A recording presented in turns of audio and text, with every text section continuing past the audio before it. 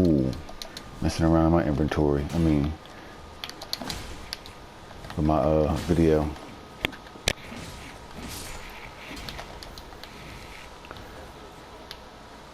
Huh? Oh, you got to level up?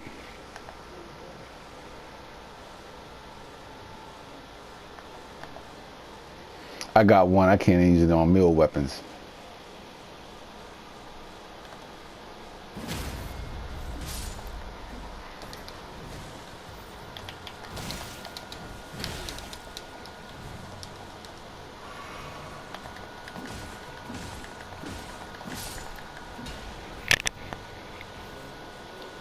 I made my endurance bar bigger so I could swing the hell out of this sword. You know what I mean?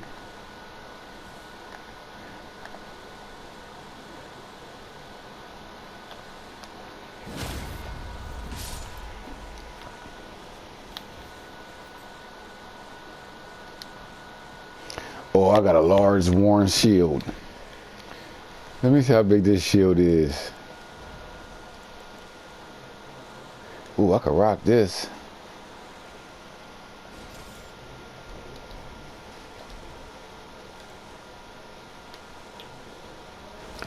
Oh, I got a little shield bash now. What they got to say about that? I like how they hooked up different stuff to different stuff. I got one of them tower shields that the dudes be having. He's the one that where he sticks it into the ground and tries to run you over. Yeah.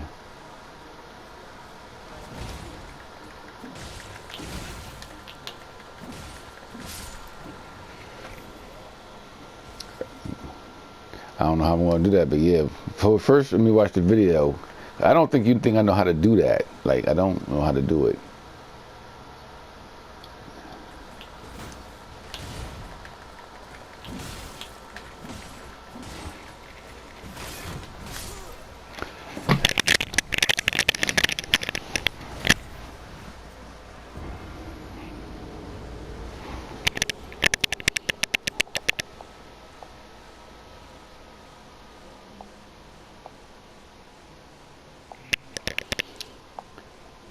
Elden Ring, how to join your friend's world.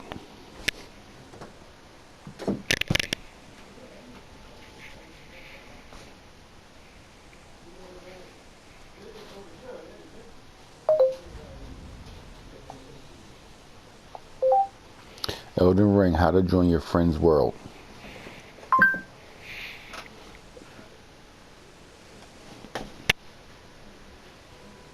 Showing result.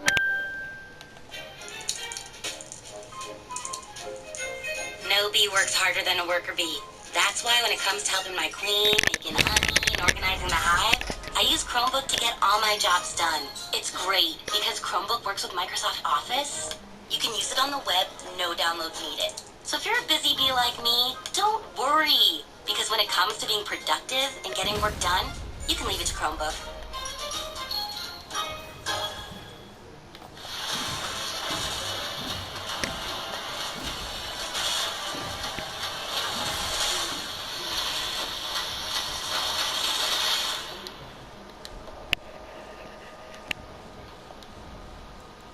In today's video, I'm going to be telling you how to play online co-op in Elden Ring. I'm just going to go and get right into it. So the first thing you want to do is make sure you are online before proceeding into the game. You can do this at the main menu. Next, as you are progressing through the main area, you will be prompted to pick up a couple of items. They are missable, so do pay attention. You want to get the Tarnished Finger and also the Finger Severe. These are the items that are going to be used to join a friend or random. In Elden Ring, you essentially use this item to drop a summon sign. So if you want to join someone completely random, go anywhere, place this item, and then wait to be summoned. Once you place this item, this sign will appear in other people's worlds. You know when it works once you get summoned. Well, you know what I'm doing, yo. At the bottom of the screen telling I just got so. the regular one-handed sword. Now I know I'm about to beast it. Your world, you need to use an item called the Fur I got a two-handed sword. Remedy. And there are a couple ways to get this. One, it can be found randomly throughout the game on dead bodies, enemies, etc. Secondly, it can be purchased. This is one of the hotter games of the year. This don't win game of the year. 2021. Nothing should. Once you get to the main area, you want to head to this church. Follow me on screen to if it don't win game of the year 2021, purchase the 2022. You'll need a couple hundred of souls, so you may I have need to kill 60 a couple bucks back. enemies to go and get this. From here, pause the game. I got go too to much heavy crafting, stuff on. and look for the remedy. You need to find I need 2 more earthly endurance. flowers in order to craft this. They can be found at bushes randomly throughout the world. There are a couple at the surrounding area when you first spawn in, so be sure to grab those. But go ahead, craft the remedy, and then use that item, and then you'll notice that summon signs will start to appear. If you do not want a friend in your game and you just want a complete random to join, you can see their signs and summon them immediately. However, if you do want a friend to join you, you need to pause the game, head to multiplayer, and here you guys need to go and come up with a password together. For example, my friend and I, we use hot dog. So then essentially what he did was he placed his sign in his world, and then that sign showed up in mine. So I summoned him, and then we went to go play Elden Ring the way it's supposed to be played, by dying. And that is basically how to play snap. in a couple of minutes. It should What? be noted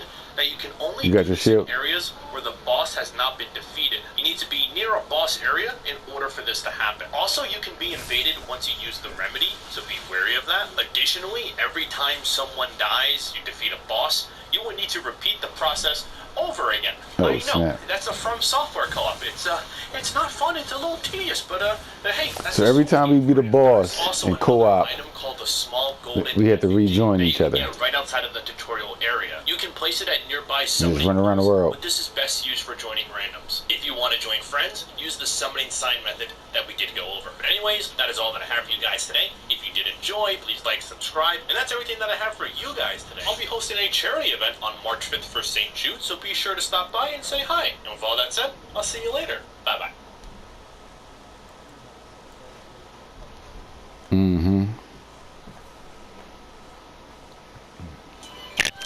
I'm gonna go level up to 4. I do need some, I gotta read it, because something's not right, because I don't think my, what's my weight? Get the TurboTax app now. 39 to 30, 39.6, but I'm heavy load. Why am I heavy load? I know, let me see something else.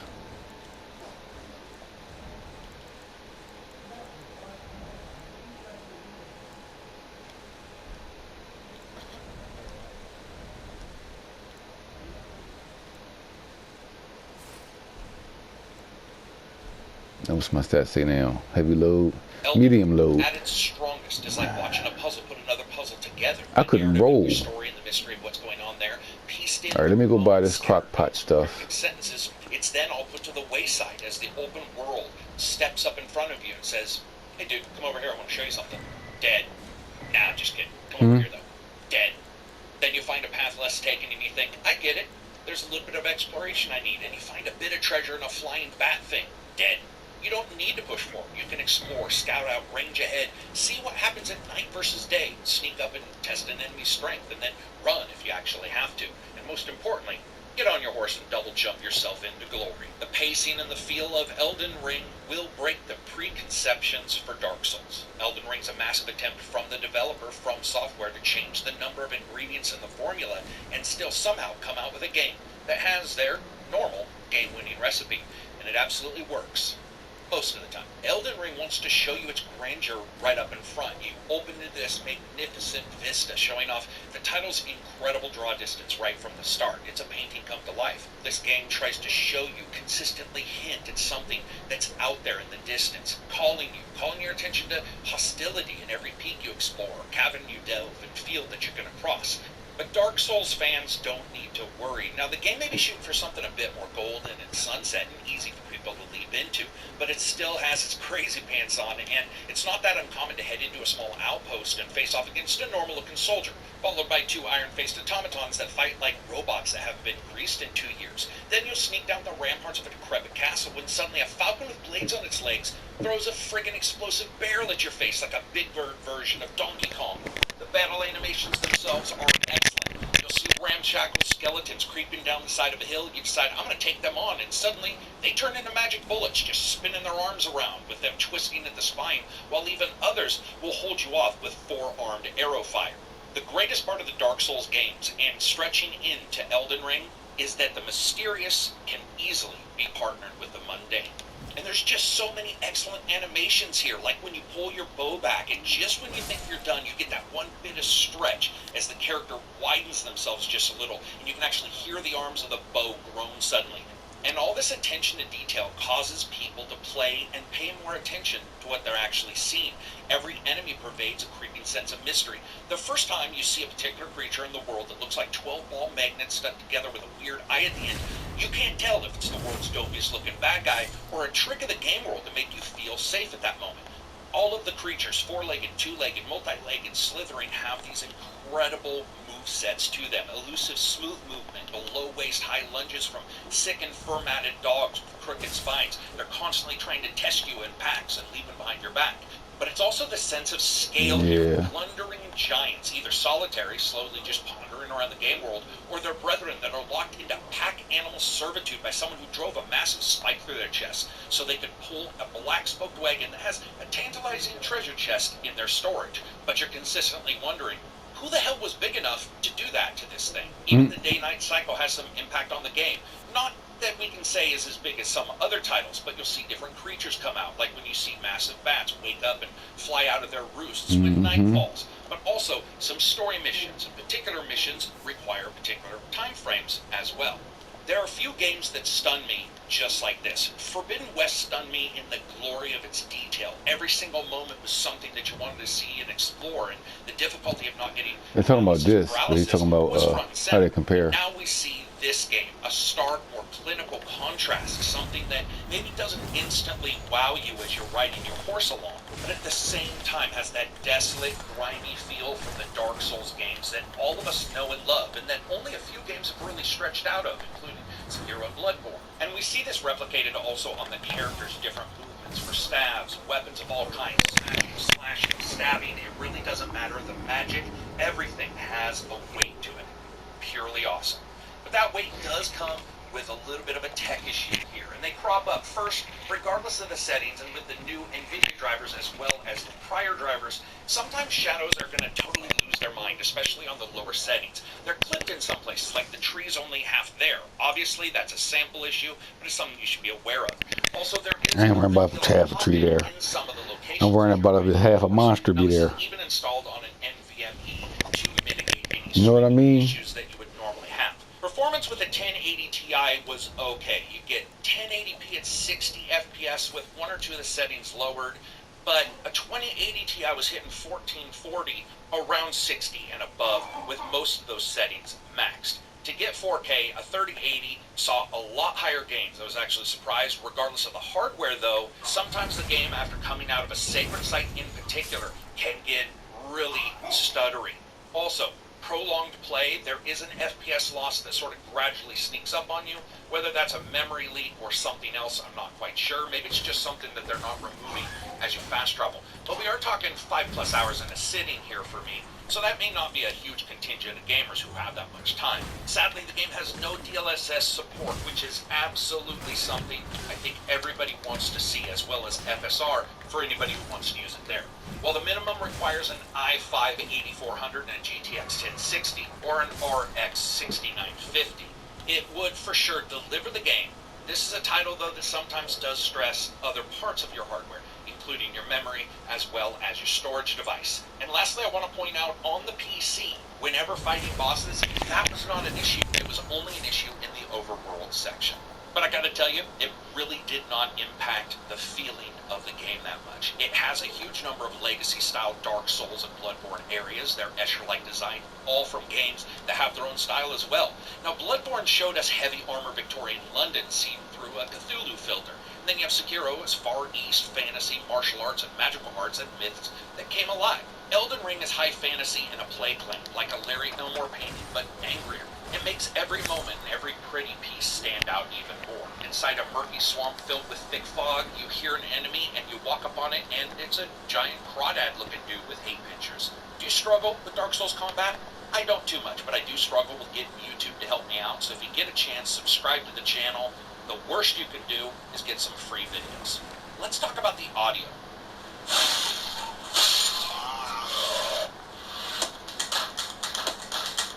My advice, of course, is to do your research. Obviously, it's something that's for us. It's something that can help us get to where we want to be. Make it yours.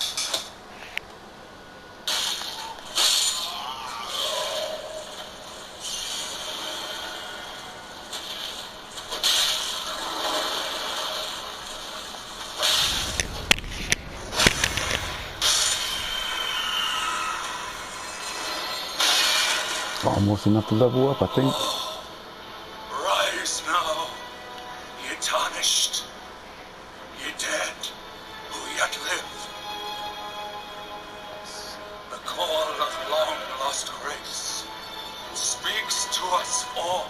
At the beginning of the Always game, like the Dark Souls audio. the one dude in with some the, one ways. dude with the Sometimes store it's a little lean to me, at the but beginning. in this game, it handles the change outs between these huge open areas and small enclosed areas exceedingly well. While effects processing, especially in the cave networks and tight castle hallways, always rings true, it is a bit on the subdued side. So if you're accustomed to those games, then really make sure to pipe in heavily physics-based changes to the audio. You might find this a bit cleaner. Hit sounds, collisions, the crackle of bones of resurrecting skeletons that you just smash the ground with an axe to try to see if skulls can grow bushes informs you of movements and enemy attacks, just as it does when you hear that panting or the small whines of wolves chasing along you, or even better yet, running along you after you've summoned them.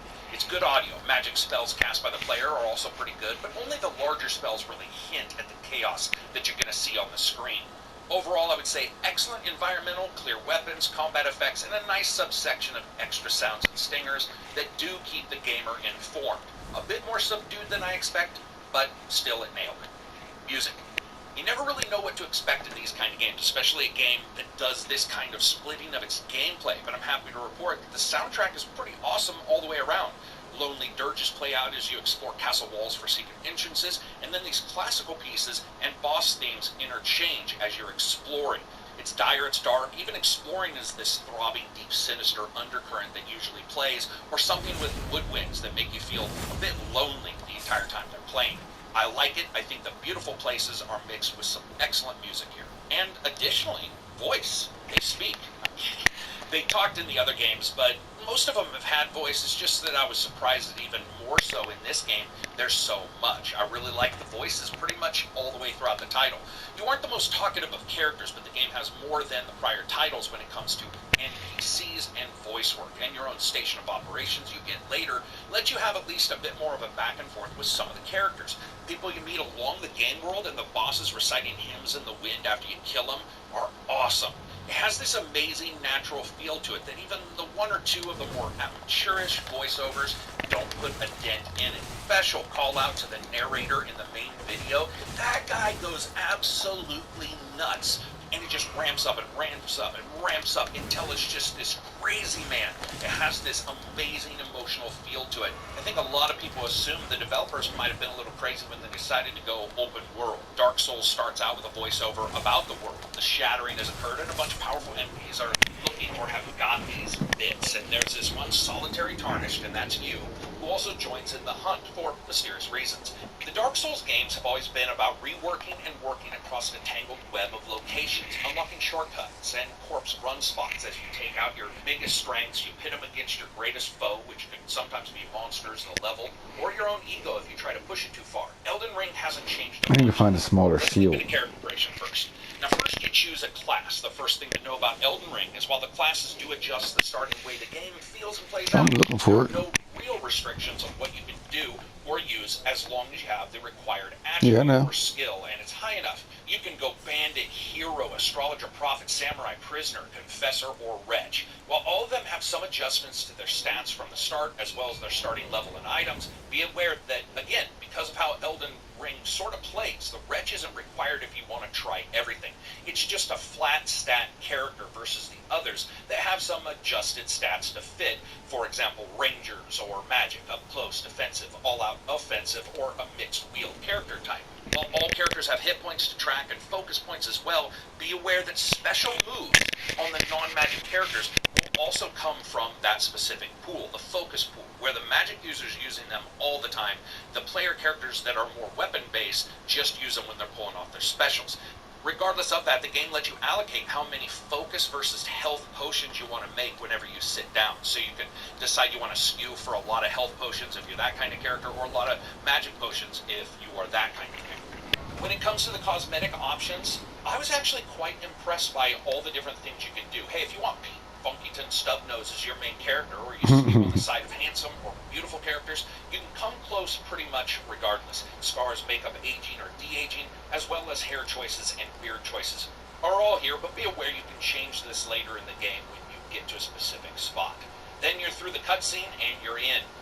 The one big difference between Elden Ring and Sekiro, Bloodborne, and Dark Souls is that they sort of embrace that thick rubber band gameplay, stretching tighter and tighter the more you push away from a hotspot until an enemy snapped it, or until you found another bonfire revealed, and you relieve that stress with upgrading. Elden Ring's tension is slower, especially in the overworld. The extra length of time in this case allows for players to explore more heavily, to feel a bit less forced into specific fights, because the weight of their prior victories are adding more tension to lock it in, just like the other games, but not with the exact same pull. And I suppose if you scaled Elden Ring's entire overworld down to, let's say, Dark Souls 3, maybe it would feel somewhat the same. And travel really is the name of the game, because while people may look at the prior titles and say they were sort of open, that's like saying getting thrown off a mountain is sort of a light fall. Elden Ring is open world, so much so that getting to areas that the story hasn't progressed to doesn't require much more than pointing your horse in a direction and moving. Something that, yes, you could possibly do in the prior games, but here I'm gonna go smoke a cigarette real quick. Right there. And speaking of horse, it changes everything. You hear me? Horse riding in this game is... This is not horse riding from many other games. This is horse riding...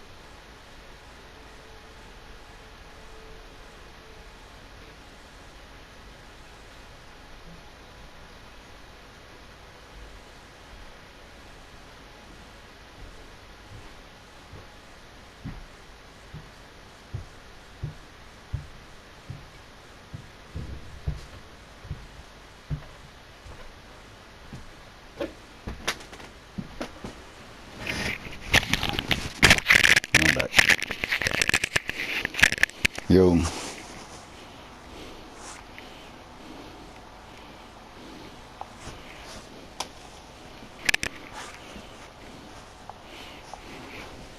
located over here on the map. And then when you get there, what you want to do is take a left through the break in the wall and basically walk towards the murky river. And over in the corner, you will sort of see this spectral trail, and this leads you to a portal. You interact with this, and you go to the location. It will then take you over to Rails Dragon Barrow. This, of course, is over in Caelid. It is over on the right-hand side of the map. But from here, what you want to do is you then want to run down the stairs, ignore the guy standing there. You don't want to pick a fight with him. And you basically want to run down to the bridge you see here, and there is a site of grace. You interact with this. This will now be your fast travel point, and this will now be where you go to reset this run. From here, what you want to do is turn around, and you basically want to run back from whence you came, and you want to go up the hill, and you want to turn your attention to these little trash bombs. Now, they may look weak, they may look small. You do not want to pick a fight with them, because if they hit you, they hit hard. Especially if you're doing this early in the game, they invariably will kill you, potentially one shot, if not definitely two. So, the idea here is to sneak around behind them, crouch and backstab them. Invariably that will either finish them off or leave them very low in health, at which point you can then slap them as they get back up, and you can kill them. As you can see in the bottom right corner, every single one of these kills nets me just over 1,000 runes, which is massive given how quick they are to kill. You can get 1,000 runes from plenty of other enemies, like say the giants. When you think about how long they take to kill versus these, this is a very good run. Now, if you go around this whole area, there's quite a lot of them. You can do this in a number of different ways. If you're uncertain about them, kill a few, go back, respawn, reset. I like to do this complete run, and in doing so, I kill 10 of these enemies. That now means in a run, I'm getting 10,000 runes. And the run itself takes around sort of like 3 to 4 minutes, give or take, depending on how lucky you are. Occasionally, they might spot you, so you might need... What's going on, guys? Aaron here. Welcome back to a video for Elden Ring, and in this one I want to put together a quick handy guide for you on how you can very quickly and very easily make a ton of runes. Farm a ton of runes. Runes, of course, make the world go round. They are, of course, what you use to level up your character, upgrade your weapons, purchase things from vendors. You use them for everything. They're very important. So, in this video, I'm going to give you a quick guide on how you can make a bunch of them. If you do enjoy this, I'd like to be super appreciated. Comment down below if you guys have any questions. Got another method that works for you, by all means let me know. But let's not waste any time. For this one, we are going to be going to a different location, a harder location. However, this is something you can do at the very beginning of the game, because there is a teleporter that will take us directly there, and for the most part we're not going to have to worry about any of the really challenging enemies. We're just going to be focusing this area of the map. Now would be the time to step away. But if you want to do this, then what you want to do is start by going over to the 3rd Church of Marika in Limgrave. Of course, it's a location you would have been to if you have got the Flask of Physic. It is located over here on the map. And then when you get there, what you want to do is take a left through the break in the wall and basically walk towards the murky river. And over in the corner, you will sort of see this spectral trail, and this leads you to a portal. You interact with this, and you go to the location. It will then take you over to Rails Dragon Barrow. This, of course, is over in Caelid. It is over the right-hand side of the map. But from here, what we want to do is you then want to run down the stairs, ignore the guy standing there, you don't want to fight with him, and you basically want to run down to the bridge you see here, and there is a site of grace. Interact with this. This will now be your fast travel point, and this will now be where you go to reset this run. From here, what you want to do is turn around, and you basically want to run back from whence you came, and you want to go up the hill, and you want to turn your attention to these little trash bombs. Now, they may look weak, they may look small. You do not want to pick a fight with them, because if they hit you, they hit hard. Especially if you're doing this early in the game, they invariably will kill you, potentially one shot, if not definitely two. So, the idea here is to sneak around behind them, crouch and backstab them. Invariably that will either finish them off or leave them very low in health, at which point you can then slap them as they get back up, and you can kill them. As you can see in the bottom right corner, every single one of these kills nets me just over 1,000 runes, which is massive given how quick they are to kill. You can get 1,000 runes from plenty of other enemies, like say the giants. When you think about how long they take to kill versus these, this is a very good run. Now, if you go around this whole area, there's quite a lot of them. You can do this in a number of different ways. If you're uncertain about them, kill a few, go back, respawn, reset. I like to do this complete run, and in doing so, I kill 10 of these enemies. And now means in a run, I'm getting 10,000 runes. And the run itself takes around sort of like 3 to 4 minutes, give or take, depending on how lucky you are. Occasionally they might spot you, so you might need to sort of slow down and then, hide a little bit before you sneak behind them. Sometimes their sort of like patterns or rotations might be a little bit off, but if you get a nice clean run, you're looking at around, say, 3 to 4 minutes per run. So if we then estimate on the upper end of the run, we say 4 minutes, you can then get about 15 runs in an hour, so we're looking at around 150,000 runes per hour, which is an incredibly good number, especially if you are early on in the game, and of course your level ups aren't taking or aren't costing as many runes. Either way, that's a lot of runes for what is not really very difficult. Again, something you can do very early on. You just do need to be careful when engaging these guys, because you don't really want to fight. But that is pretty much all there is to it. You literally run around here, and as soon as you're done, you fast travel back to that site of grace, and you go again. They respawn, and you repeat this cycle over and over and over, as many times as you want, for as many runes as you need. It's also pretty handy because, of course, given they do drop 1,000 runes at a time, if you just need a few thousand here or there, maybe you just want to grab something from a vendor or upgrade a weapon, you could do this in a matter of minutes. Meanwhile, if you want to sit down for a farm and get a huge number of runes, you can also do that. Either way, that's all there is to it. A super quick video on a really easy, really fast quick farm for those of you guys looking to level up early in the game and just make your life a lot easier. Hope you found this helpful. If you guys did, I'd like to be super appreciated. I'll leave the rest of the run to complete just so you can see the full run with all 10 enemies, and make sure you click the video at the end of this one if you want to find out some locations of some awesome Ashes of War